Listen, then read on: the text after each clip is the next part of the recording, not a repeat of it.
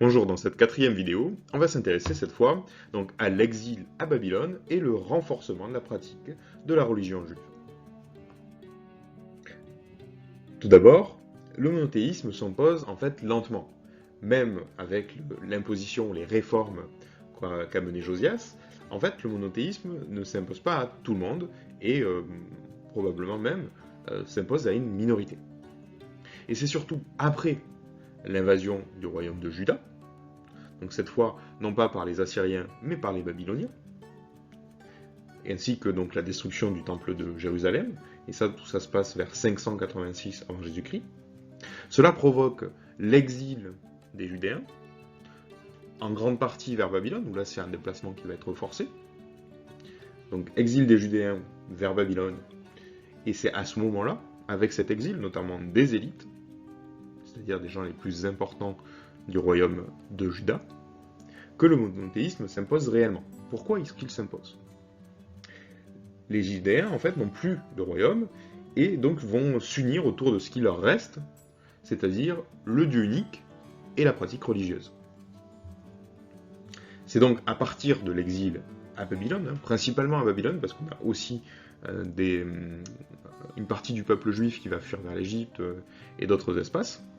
Donc c'est à partir de là qu'on parle de juifs et de judaïsme à proprement parler.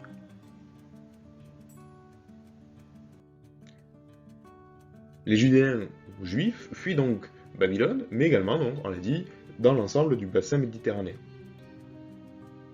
Et même si les Juifs sont autorisés à rentrer dans l'ancien royaume de Juda, vers la fin du VIe siècle avant Jésus-Christ, on a donc une dispersion. Et c'est aussi à ce moment-là que débute la rédaction de l'essentiel de la Bible hébraïque, et donc que les rites religieux sont fixés et conservés à l'écrit. Les rites, c'est-à-dire en fait tout ce qui fait la pratique d'une religion. On va le voir dans la suite. Malgré donc leur dispersion dans la diaspora, les Juifs conservent des pratiques religieuses communes. Parmi ces pratiques, on a donc la circoncision, qui est un rituel qui marque et qui symbolise l'alliance des Juifs avec Yahvé comme Dieu unique et protecteur.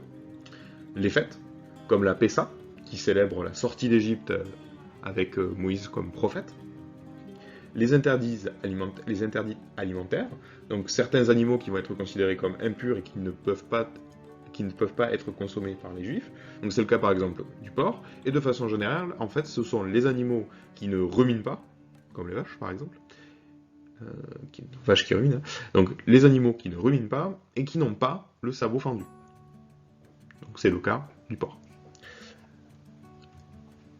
Enfin, il y a aussi le Shabbat, qui est un moment très important de la semaine.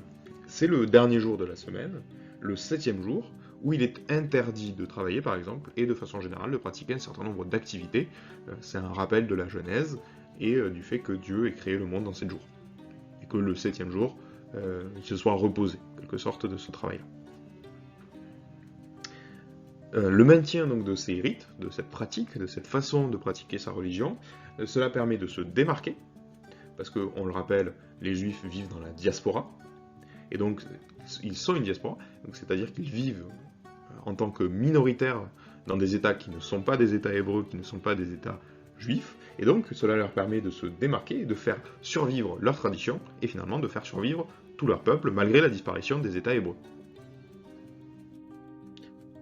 En résumé, on a donc, avec la fin de Juda, du dernier royaume juif, et de l'exil enfin à Babylone, le monothéisme qui va définitivement s'imposer et de façon beaucoup plus large.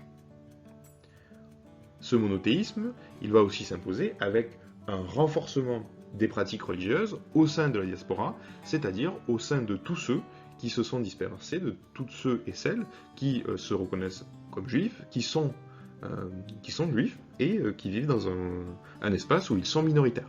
Et donc pour faire survivre leur tradition et leur peuple, vont essayer de se démarquer et de se reconnaître dans des traditions et dans des pratiques religieuses communes.